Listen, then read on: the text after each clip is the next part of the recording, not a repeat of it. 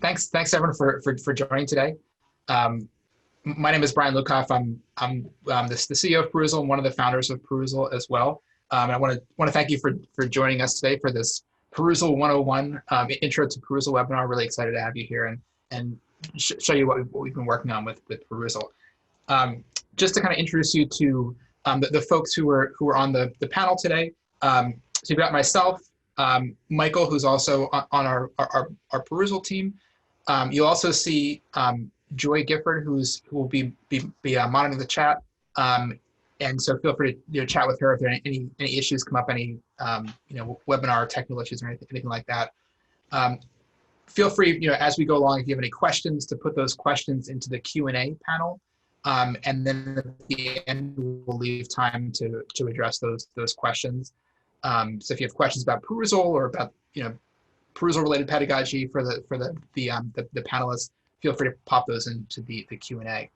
And then I also like to introduce two folks who are really excited to have on the call with us today. One is Lauren Barbeau, who is from Georgia Southern University, and Sarah Burdorf, who's from UCLA. And they're gonna be talking about their experiences using Perusall and also working with faculty who use Perusall as well. So I'm really excited because they've got a lot of really interesting insights that I'm really excited to share with y'all. So what we're going to do is to set this up. We're going to start out with a real quick introduction. I'll just give a brief overview of what Perusall is and what the goal is and what we're trying to do with it. And then we're going to jump into a real quick demo that Michael's going to do of how Perusall works. Now, you may have already jumped into our shared Perusall course before the webinar. And so you may have already had a chance to play around and see how Perusall works from the student perspective. If so, that's great. If you haven't and you'd like to kind of follow along today, you can sign up at perusall.com right now. And you can join as a student. Just say I'm a student, and you'll put in that Perusall course code, that Rosenberg-PUTM8, to join our course that we're going to use for today. Joy, I don't know if you can just paste that into the chat as well, just once we go past the slide, just so folks have access to that. If you're not able to do that or don't want to, that's fine too. Michael will show a quick demo, but it's always fun to play along. And then we'll jump into the main attraction, which is hearing from Lauren and Sarah about how they've used Perusall and they've seen other folks use Perusall and how it's impacted their teaching and how they teach. And then we'll leave time at the end for some Q&A. So let me start with just a real quick overview of Perusall. So I'm one of the founders. My other partners are Eric Mazur, Gary King, and Kelly Meller. And we really all come to this project as teachers, really. So I teach statistics at the University of Texas at Austin. Eric, Gary, and Kelly are all at Harvard. Gary is in the government department. Eric and Kelly are in physics. And so we're really trying to build this to really help improve our own teaching and address really our own challenges that we have with our own students. And so what Perusall is it's what we call a social learning platform. And the idea is to really get students to actually come to class more prepared. Because the challenge we've always had is how do we get students to actually come to class having done the reading before class. And the way we do that is by taking a ebook reader and what's now also a video player and really infuse that with collaborative social annotation tools. So that students are not just kind of passively consuming content, but they're really actively engaged with each other. They can get help with challenging things when they need it at 11 o'clock the night before class if they need to. So that they feel that they're really part of a learning community and not just trying to consume this difficult content on their own. The challenge that we've been trying to solve is that students just don't read before class. In the literature, there's a lot of different numbers reported, but in general, I think the numbers we see are 68% of students report not reading before coming to class. So when I say to students, hey, read chapter 5 before coming to class, and then we'll talk about it in class, and we show up to class, and a lot of students just haven't done the reading, or they've tried to do it, but they might get stuck. Maybe they get stuck with an idea or like just a formula or like some concept really early on, and they feel like they just can't get anywhere. And if it's 11:30 at night, the night before class, then they may feel there's nowhere for them to get help, and they may just give up. So for some students, they get stuck. For some of them, they don't think it's that important. Some students think, oh, the reading, it's a nice to have, I would do it, but I've got other work for other classes, or I've got my job or life. It's just the bottom of my priority list. Ultimately, that's going to hurt them, but I think some students think it's not important. For some students, it just doesn't count towards their grade, and so they're not going to do it if it doesn't count towards their grade. And so for those students, no matter how interesting and useful an activity is, and it's not part of their grade, then they're not going to do it. And this is a real challenge. And the way we've tried to solve this with Perusall is by creating two different kinds of motivations for students to engage with the pre-class work. One is we call like an intrinsic motivation. So I think it's just because us as humans, we're social creatures, doing things with other people is just intrinsically more motivating than sitting by yourself and trying to do it on your own. And I think that creates motivation for students to engage deeply in a text because they can get help when they need it. They can commiserate with their classmates. They can collaborate. They can bounce ideas off each other. And that's just, I think, intrinsically interesting for students. And I think that creates an intrinsic motivation to want to engage more in the reading. The other piece of it is what we call an extrinsic motivation. It's the grading component of it. How do we get students to actually read before class? And traditionally, the solution has been reading quizzes. And oftentimes I think, I don't like writing reading quizzes. Students don't like taking them. And what we can do with Perusall is we can actually automatically grade the quality of their interactions with each other, either inside the text or inside the video, so that the reading becomes a graded part of the course, but the student didn't actually have to formally do an assignment. They can just more organically engage with each other. We can measure their engagement. It's all automated, so the instructor doesn't have to do any manual work, but you can kind of be assured that the students are going to come to class more prepared. And that's what we're trying to accomplish with Perusall. And we've really grown quite a bit. With this number, we've more than 500,000 students have used Perusall. This is actually way out of date. We've actually had a huge amount of growth even just this past semester. And so we've a lot of folks that have been using this really across disciplines. So not just in the sciences or in the humanities or social sciences, but really across lots of different disciplines in lots of different ways. And I think that's something that Sarah and Lauren are going to speak to about how they use it. I think everyone used it in a different way, which is really exciting to me just as a teacher. And we've also had it used really across the world as well. So let me stop there and kind of toss things over to Michael to actually show you what this looks like from the student perspective, so you can see what it looks like to engage in a Perusall assignment, live. So Mike, I'll toss it over to you now, and then we can talk to Sarah and Laura. Terrific. Thank you, Brian. I'm assuming you can see my screen. Terrific.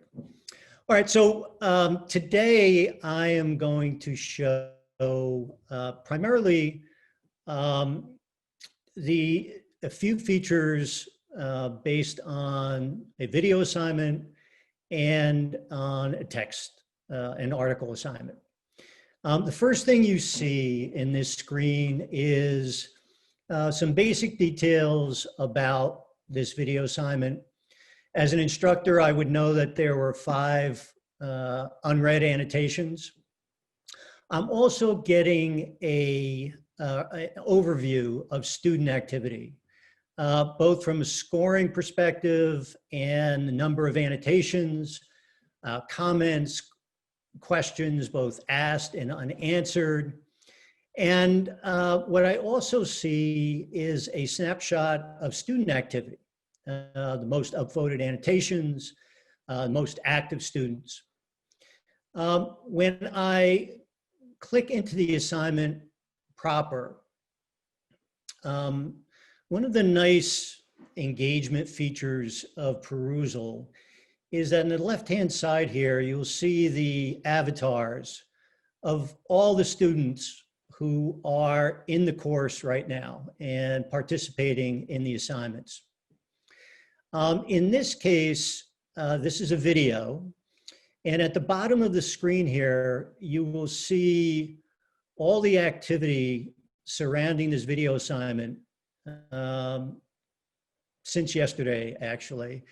And you'll have a chance to, if I wanted to click on any of these, you're taken right to the point of the video where the annotation was made.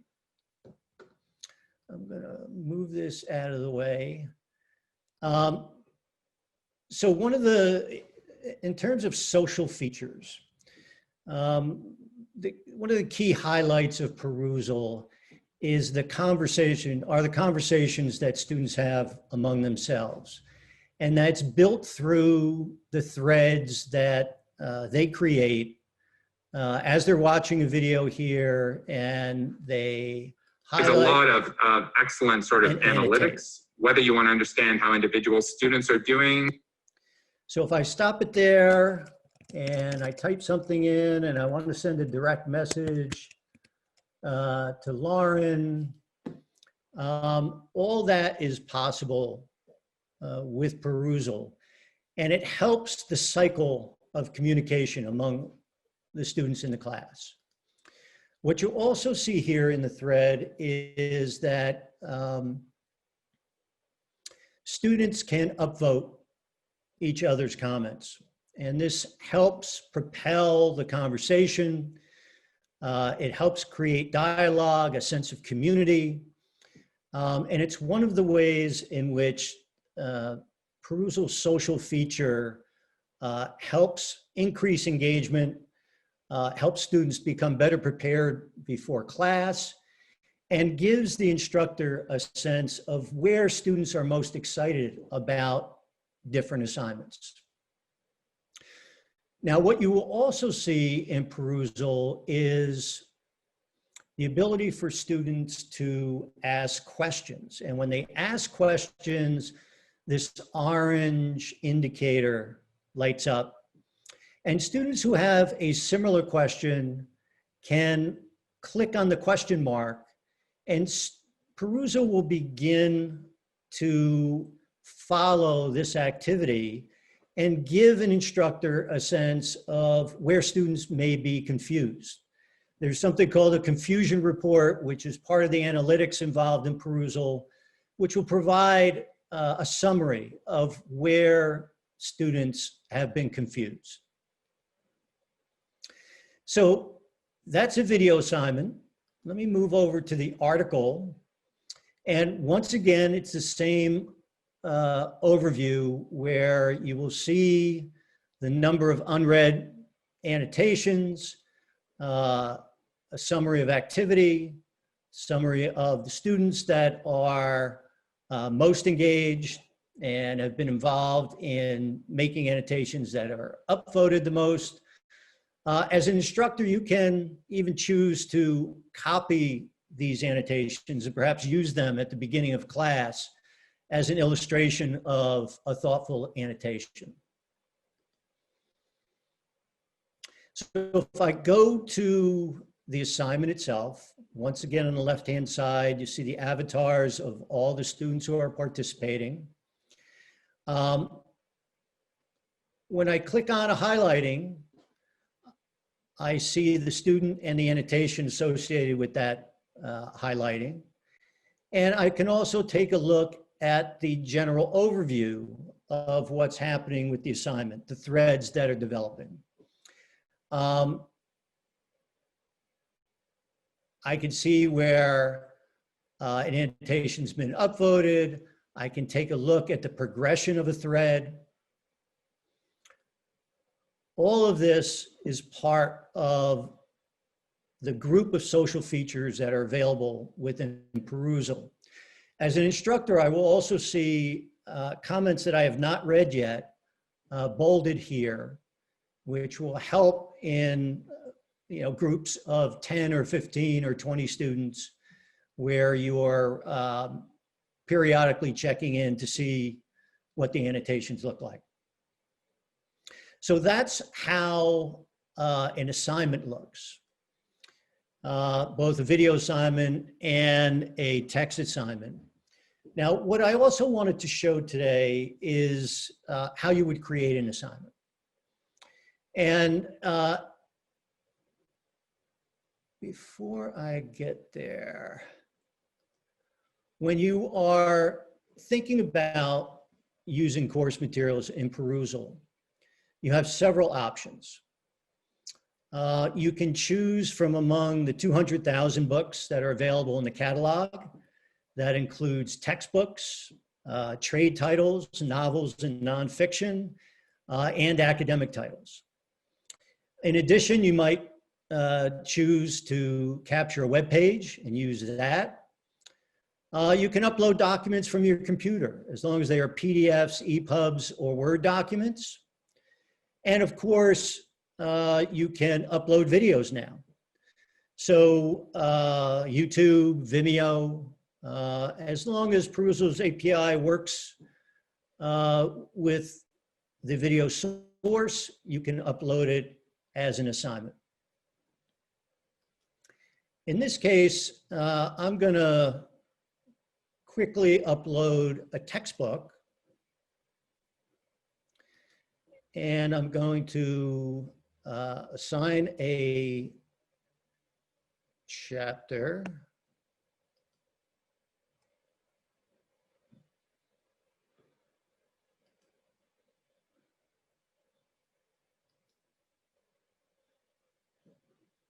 And now you see that this textbook is loaded as my assignment. And if I go to this textbook, you will see here that it's fully loaded. And just like any other aspect of Perusall, highlighting and annotating is now fully available for students. The last part of the demo that I wanted to show is the gradebook, and not necessarily the actual grades that are here because it's somewhat distorted from the way this assignment was set up, but I did want to show the factors that go into the auto grading within Perusall, and the different ways that Perusall rewards student activity, whether it's the number of annotations, whether those annotations have been submitted on time, the thoughtfulness of the annotations, whether students have met the active reading target or the upvoting target, all the activity that students go through as they're participating in Perusall, especially on the social interaction side, factor into how their grade is evaluated.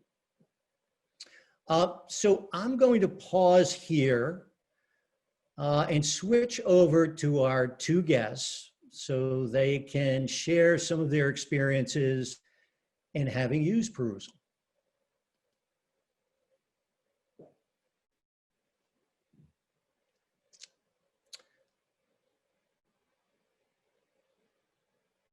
I think I sent it back to you, Brian.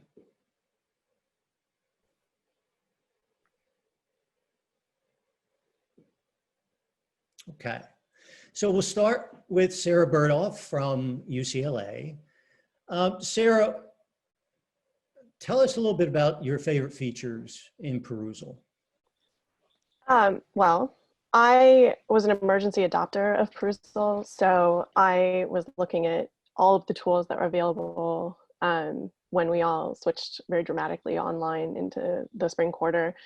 And the thing that really struck me about Perusall was that it was, for me, it was an immediate start. Like everything was so familiar. And I haven't actually, because of that very dramatic beginning, had a chance to really play with any of the deep dive features. So I think at this point, my favorite feature is just the basic format of Perusall with the side-by-side comments and text, because it allows students to tie their ideas and the thoughts that get spurred by the reading directly to the text itself. It's just right there.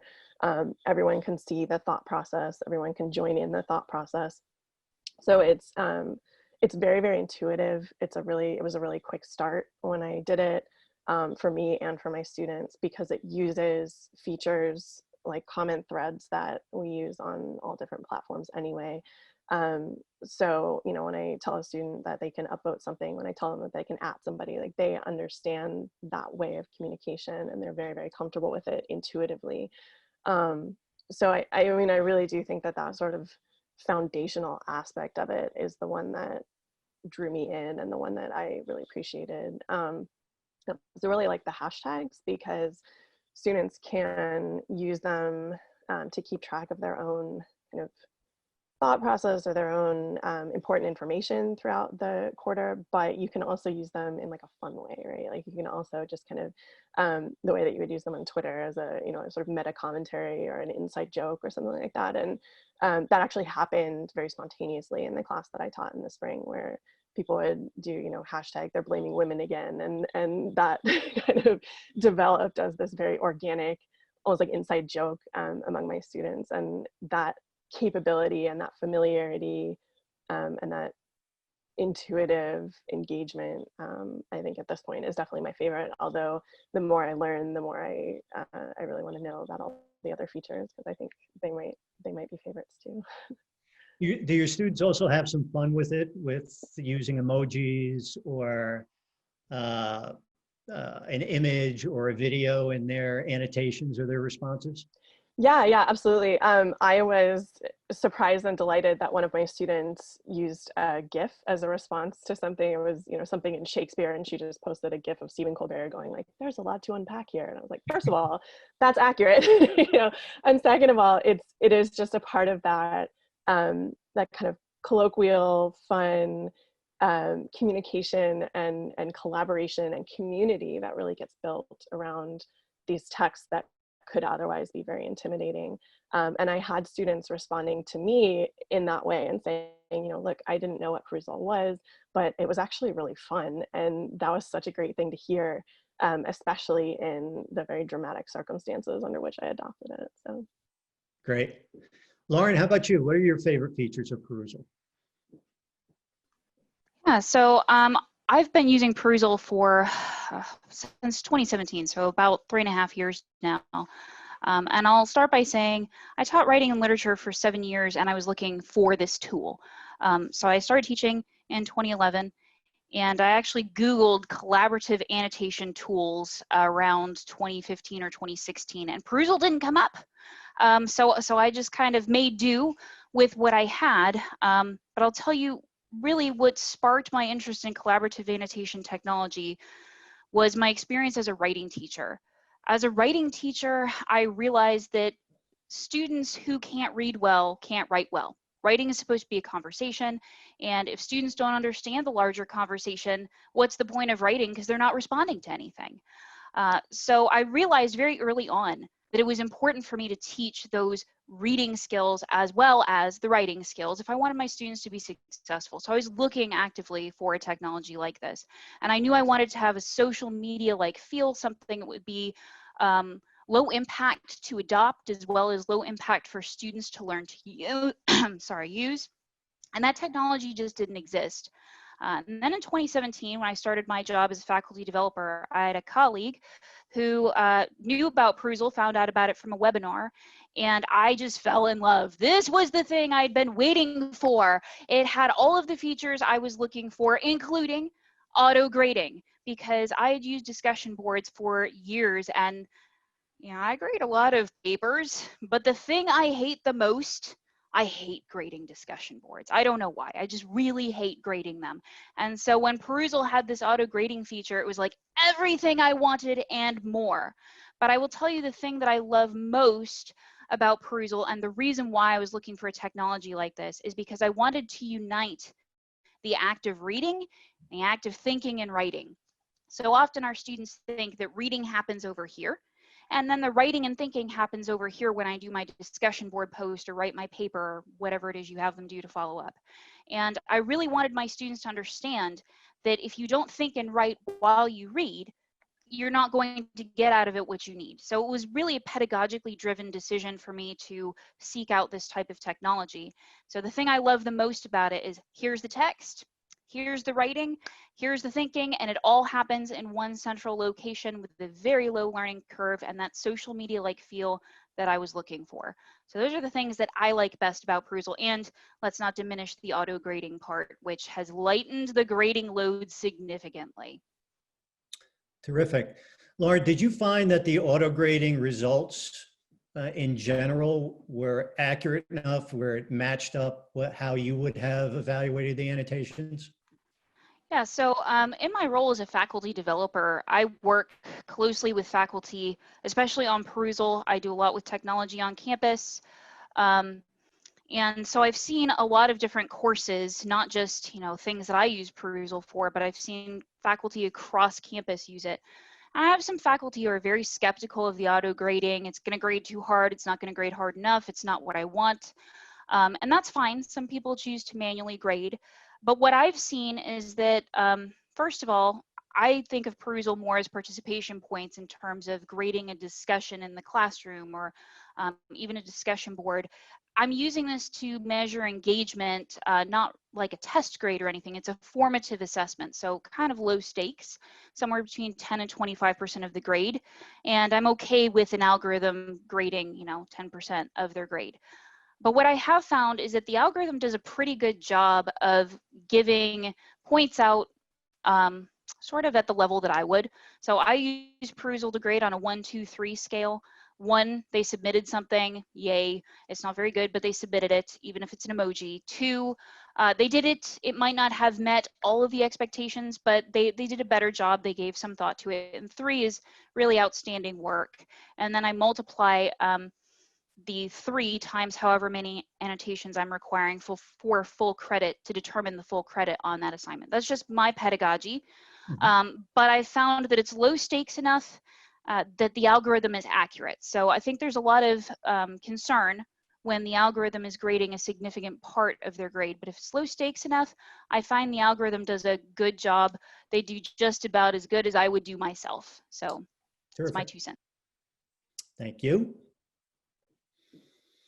All right, so Sarah, how are the outcomes with using Perusall? What are you seeing as results? I would say that the most striking outcome that I've seen so far is a dramatic increase in student confidence and ownership of their ideas. And I think that that really comes from the chance that they have in this collaborative, this very safe, this very familiar environment that's much less intimidating than a classroom or a face-to-face or a Zoom discussion, to kind of preview reactions to their ideas. So they can put something down, it's just a comment like you would leave on a TikTok or, on a tweet, and they can just kind of put it out there and they're comfortable doing that. And then when somebody upvotes it, when somebody asks them and says like, I hadn't thought about that, that's such a great idea. It's this this preview dynamic and this preview reinforcement of ideas that otherwise they would be more reluctant or too shy to share in class. And that has made a huge difference in terms of not only the preparation that they have coming in where they have something that they want to say that they're invested in, but also in the confidence with which they're presenting those ideas. Have you found that once you get rolling, that a higher percentage of your students are participating? Yeah. In annotating and in the conversations? Yeah, absolutely. I set sort of thresholds for direct comments and responses in the way that I was using it. And weekly, very, very consistently, and shockingly high percentage of my students were dramatically exceeding those thresholds. So they were, looking for places to comment. They were clearly excited with the ideas that they were coming up and really putting that, so I'm kind of checking off the things that they had to do. And then I had more to read, and that was really, really exciting. And that does transfer over into the classroom. So I'll actually have people in discussions raising their hand and saying, well, I said on Perusall, and they can do that, with confidence because they've already had that reaction from their peers. And then I even had students saying like, well, somebody else raised this point on Perusall, and I thought that was so great. So you have this pre-conversation, you have this shared foundation for the conversations that are taking place in class before we even set foot in the classroom. And that made such a huge difference. Terrific. Lauren, how about with your faculty and with yourself? What are you seeing in terms of outcomes? So I'll start by what I've seen.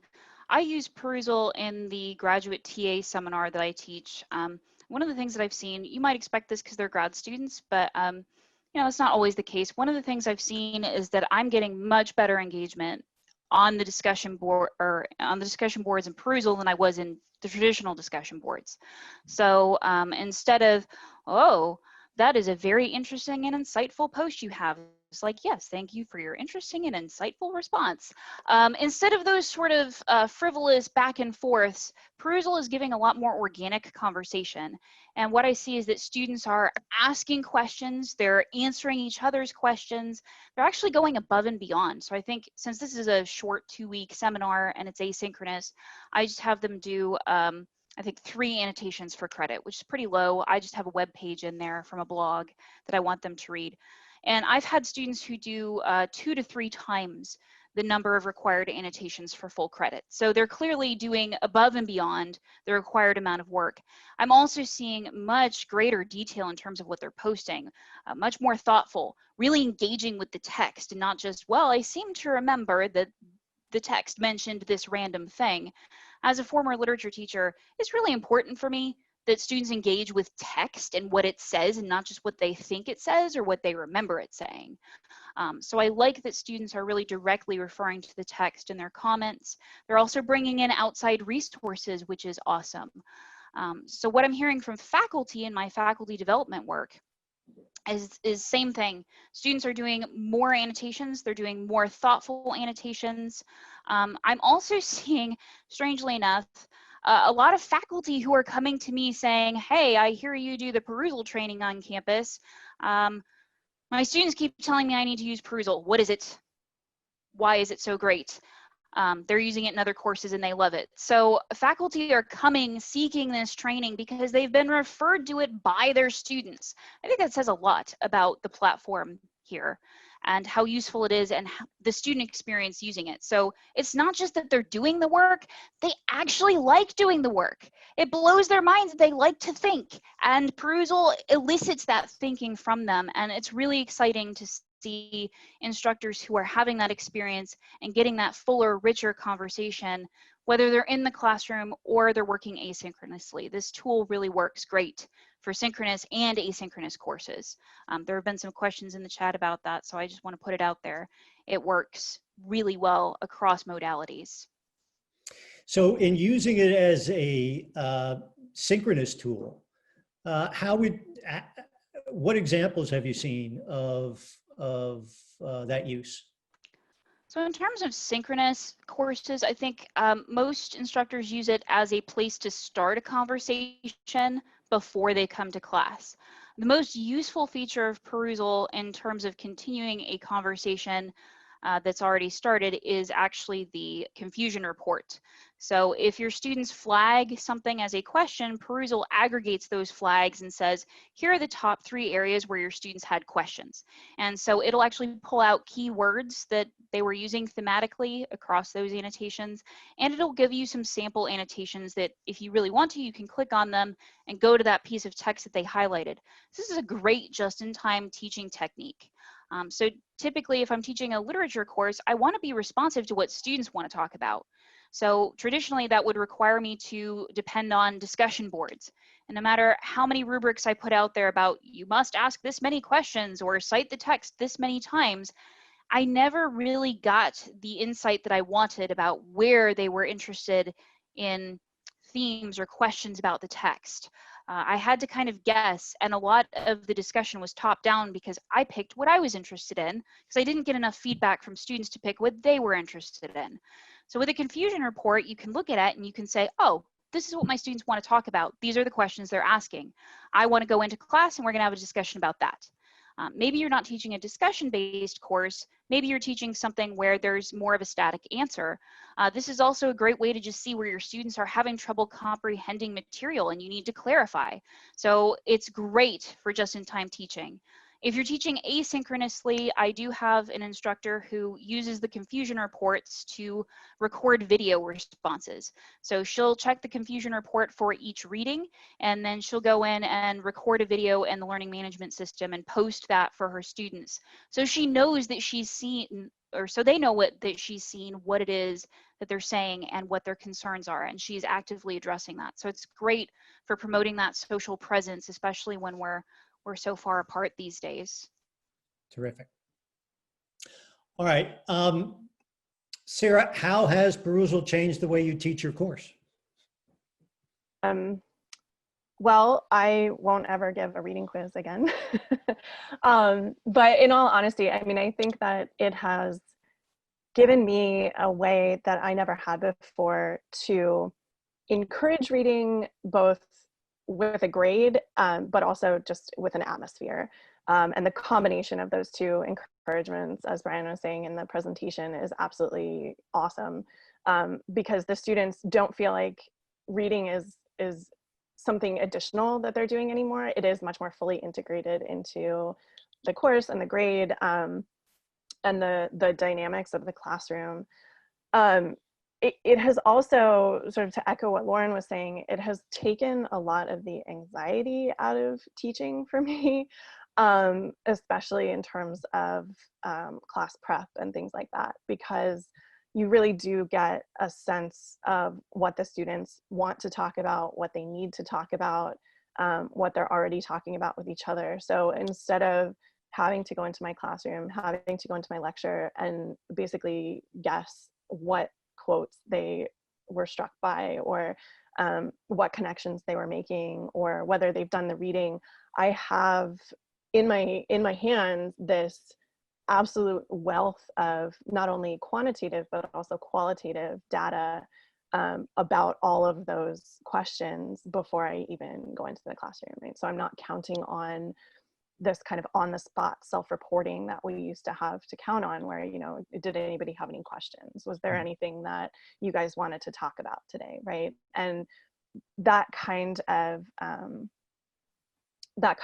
ability to contribute without feeling put on the spot, I think makes the students much more engaged in what we're talking about, because I can say, you know, hey, I was looking at your Perusall comments and you guys had some really great things to say about this character. Let's talk about that character for a while. And they get the sense that they really are talking directly to me, without the kind of anxiety that comes with it. So I really do think that for both sides of the equation, for the instructor and for the students, there's a kind of comfort level that comes out of this dynamic, and a sense of collaboration, and a sense of co-ownership for everything that we're doing in the classroom. And that's, you know, that's the kind of teaching that I want to do. And this tool has given me ways that I had never even thought about being able to do it. So. Terrific. Lauren, how has it changed the way you teach, or how have faculty on your campus told you it's changed the way they teach? So I'll point out that one of the things that is unique to Perusall as an instructional technology, and that I think makes it very adaptable for all types of faculty, is that it can completely change the way you teach your course, or it cannot change it at all. So for those of you who are into pedagogy, there is a SAMR model of technological integration, and that stands for substitution, augmentation, modification, and redefinition. See, folks, I looked it up this time. I only ever remember the acronym, but this time I Googled it so that I would be able to tell you. And what's nice about Perusall is that it really can work at any of those levels. And I see faculty working with it simply as a substitution for discussion guide worksheets that they have students fill out traditionally, either written or typed. I see faculty who are using it as an augmentation of a traditional discussion board, where it's a little bit better, but I still want you to do the post once, respond twice sort of thing. And then I see faculty who are getting a little bit more innovative and going out there and exploring other options that Perusall makes possible because of the technology that, well, frankly, we haven't had access to before now. So they're doing things like posting a response to a confusion report, as opposed to getting in and writing responses to all those discussion board posts. Or there are faculty who are using the upvote feature, for instance, to give formative feedback on what constitutes a good annotation. So you're no longer having to type out your response all the time and say, look at so-and-so's response, this is really good. I also see some people are using hashtags in creative and innovative ways. So I think Perusall suggests that you use hashtags to answer questions about the course that arise. But for me as a literature teacher, I'm like, this is cool. This is thematic. I can now take a cross section across all of the readings for the semester and think about the frontier in American literature or American masculinities across texts. And when I click on that hashtag, it's going to show me all the comments across all the texts through the entire semester that had that hashtag. And all of a sudden we can talk about intertextuality across the course. But because you can embed video and links to external resources, we're now talking intertextuality on a larger scale. So you can make your content super relevant to the real world and students' lived experience with all these multimodal learning opportunities. Sarah, if you didn't mention it, you were doing something pretty cool and innovative with hashtags that I was hoping you would repeat. My final paper. Yes, that was a really good idea. So the final paper that I assign in a lot of my classes is very, very open-ended. And I basically ask students to take one of our themes, motifs, or figures and find it somewhere else out in the real world, in a video game, in a concept album, whatever they want to do.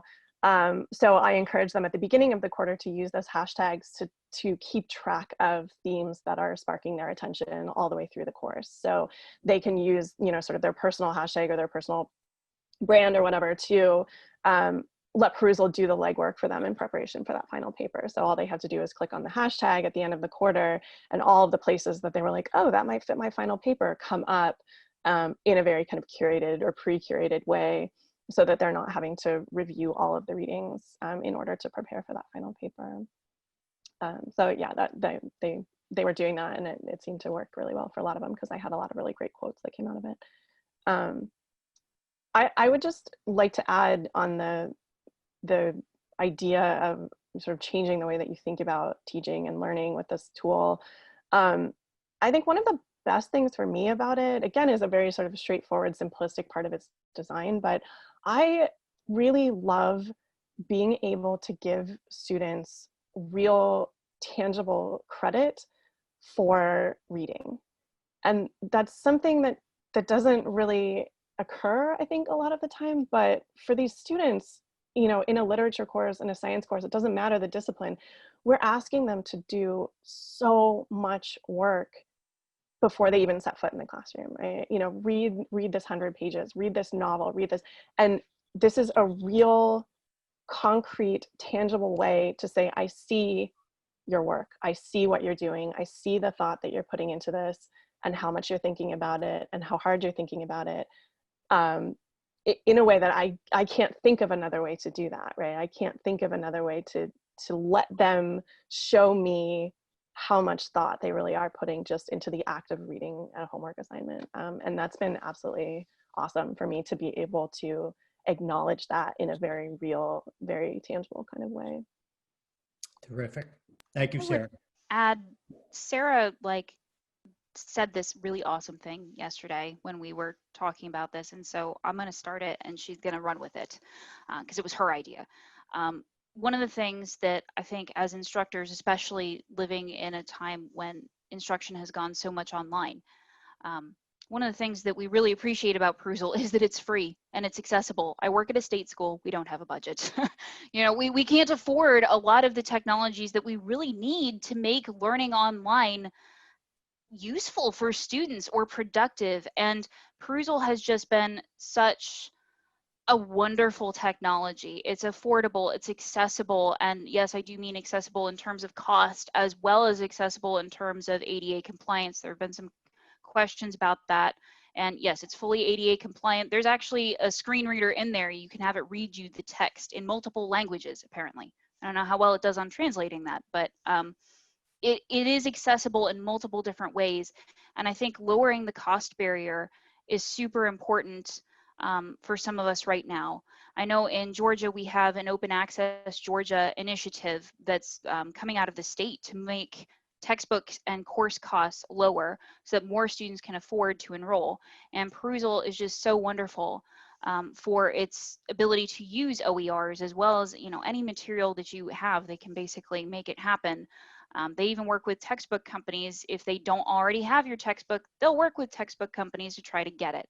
But Sarah, you said this super well, so I'm gonna let you say the thing that you said that was so great. No pressure.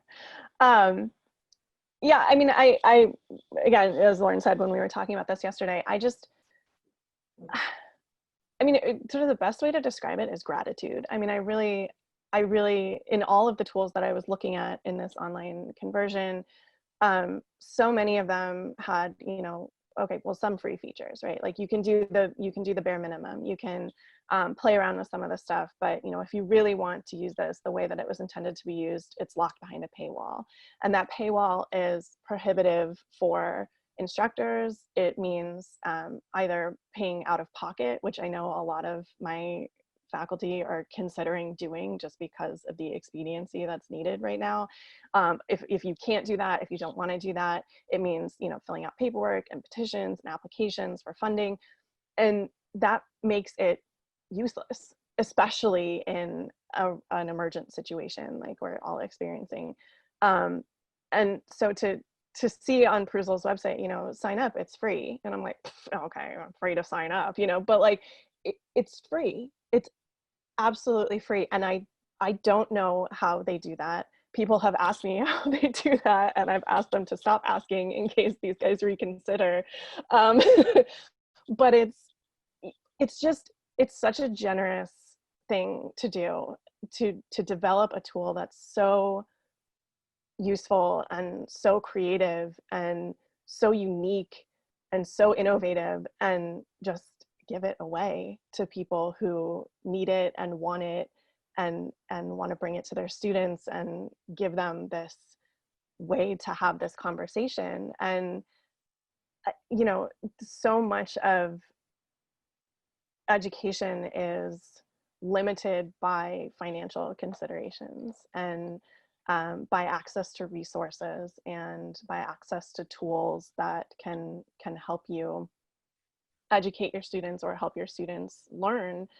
And so the fact that this absolutely extraordinary platform is genuinely free is absolutely astonishing, and is absolutely amazing. And I'm so grateful that any teacher who wants to use this to help their students in all the ways that we've talked about, and in all the other possible ways that you can use it, can do that without thinking twice. They can just go, and their students can go, and they can start a conversation. And I think that's just absolutely amazing. And I just want to say thank you for that. Well, thank you, Sarah. Thank you, Lauren. We have about 8 minutes left. Joy, are there some questions that are outstanding? I know that Brian's been furiously answering some of them during. Actually, maybe I can just take one to start with while Joy kind of looks through the rest of the questions. Just to piggyback on what Lauren and Sarah were just talking about with pricing and the free stuff, and we also got a question about this on the Q&A, like how is this possibly free? Like, what's your business model? And the answer is essentially what we do is, you know, we give the platform away for free if you decide to adopt materials from our catalog. So we have a catalog with, I don't know, 250,000 something books. We work with all different publishers, almost all the major textbook publishers, and a lot of smaller publishers as well. If you decide to adopt materials from our catalog, then students just purchase access to those materials through Perusall. And so what's nice is, you know, the platform itself is free, so you can use it with your own content, stuff you upload directly, or, you know, video content you get from YouTube or whatever. All that stuff is free. And then when it's content that, let's say I'm going to use a calculus textbook or a novel or something, then students just purchase access to that through us. And it's, you know, it's often effectively free as well, because students had to buy the access to the book somewhere anyway. They just buy it through Perusall. Students can buy directly through us on our website, and we also work with university bookstores to kind of facilitate students using their financial aid at the bookstore to purchase access to Perusall materials as well. And basically what's nice about that model from our perspective is it lets us generate revenue to sustain the development and maintenance of the platform, but still kind of fulfill our educational goal, which like Laura said, is to be able to make this available to as many folks as possible, at no cost. Terrific. So we have a couple open questions. I'll read them off and I'll let the panel decide who wants to answer. One question is it possible now, or is there a plan to make it possible to create questions where students must answer before they see the answer of the other students? Yeah, it's a great question. So right now, that's not something you can do in Perusall. So that the kind of comment, the social stuff is kind of on from the beginning. So when students come into the document, they'll be able to interact with each other right away. It is, something that is on our feature idea list of, things to look at for future development. Because certainly, I know we've had a number of folks ask about that from time to time. But the way it works right now, students will be able to see, see all the comments and questions as they're working. So they can kind of collaborate with each other from the very beginning. And one thing maybe I'll just throw in here as we're talking, and we talked about this a little bit on the chat, but folks may not have been watching it. One of the things that you may have noticed if you were logged into the course that Michael was showing either today while he was showing it or last night, is that you're seeing a smaller subset of comments and questions, and you're seeing a smaller subset of those avatars on the left than Michael was seeing on his screen. And the reason for that is that Michael was the instructor of the course, and everyone else in the course is a student. What we do in large courses is give the ability for the instructor to divide the course into smaller groups, so that students only see the comments and questions of others in their group. So if you're teaching a seminar class of 10 or 20 students or 30 students, you probably just want everyone talking to each other. You want to get a good conversation going. But if you're teaching a class of 100 students or 500 students or 1,000 students or more, it just becomes overwhelming for students to see so much on the page. You can imagine the reading assignment just becomes like all yellow highlights on every page. And so in that case, we usually suggest groups of 20 to 30, although certainly some folks like to go smaller or bigger.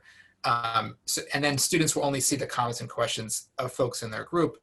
And as the instructor, you then get all the analytics aggregated across all the groups. And we didn't have time to get into a lot of that stuff today, but we have really rich analytics of what students are doing that kind of gets aggregated across the whole course. You can get a quick sense of what students are wondering about, how are they actually reading it, how engaged are they. So all that stuff is aggregated across all the different groups. Great, thanks, Brian. The other question that goes hand in hand with the first question I just asked is it possible now, or is there a plan to stop a video with a question, forcing the student to answer before they continue the video and get to the answer? Right, and same situation. So that, and right now, so students will be able to watch the whole video, interact with all the comments there from the start. Great, thank you. For peer editing, do you use groups? That's a good question. And I think, this is an interesting use case that we've seen people, use with Perusall, to have students use Perusall for peer feedback on not just kind of course readings, but also things that students are writing. And so there's a bunch of different ways to do that. And I think it just depends on how you want to set up your course. So you can upload a bunch of, student work to a folder. You could assign those to students. You could use the groups so that students, will, if you have a big class and everyone's working on one document, they'll just see the comments and questions of others in their group. Or we also have a feature where you can create differentiated assignments where you can assign different documents in a folder to different students in the course. So let's say you want to do some peer review, you assign each student's maybe you have 5 or 10 different papers. You can assign them to different students in the course. The students are all kind of getting just one paper to review. And then if you want to, then all of the scoring gets kind of aggregated together in a single gradebook column for you. So there's just different ways to set up. Just depends how you like to use it. Okay. And one thing maybe I'll mention, I see we're coming up at the end of the hour, and it hasn't actually come up in a question, which I'm a little surprised at, but so I'll just mention it here. No one has asked, I don't think, unless I've missed it, has asked about LMS integration, which is a favorite topic of mine. That was another huge selling point for me. I just want to let that it was like pre-certified FERPA compliant, and that you can integrate it right into your LMS. Oh, great. So I just want to I want to like say that was another huge selling point for me, and I'm glad you brought it up because it is. You say what you want since it's your, but you know. That's great. That's great too. I appreciate that. Yeah. So Perusall integrates with all the major LMSs. So Blackboard, Canvas, Desire to Learn, Sakai, Moodle. Really anything that's kind of LTI compliant, which is really most major LMSs, or really all of them at this point. And what you can do with that LMS integration is you can get single sign-on from the LMS into Perusall, which means that students don't have to create a Perusall account and remember their Perusall password or anything like that. They can just click a link in your LMS and it'll take them right into your Perusall course. And then you can also set up so that the grades can then sync back automatically from the LMS, or sorry, from Perusall back into individual assignments in your LMS. So that's kind of nice that from the student perspective, they can just click on an assignment. It'll take them in the LMS, will take them right into the reading or the video and Perusall. And then when they're done, it'll gets synced back.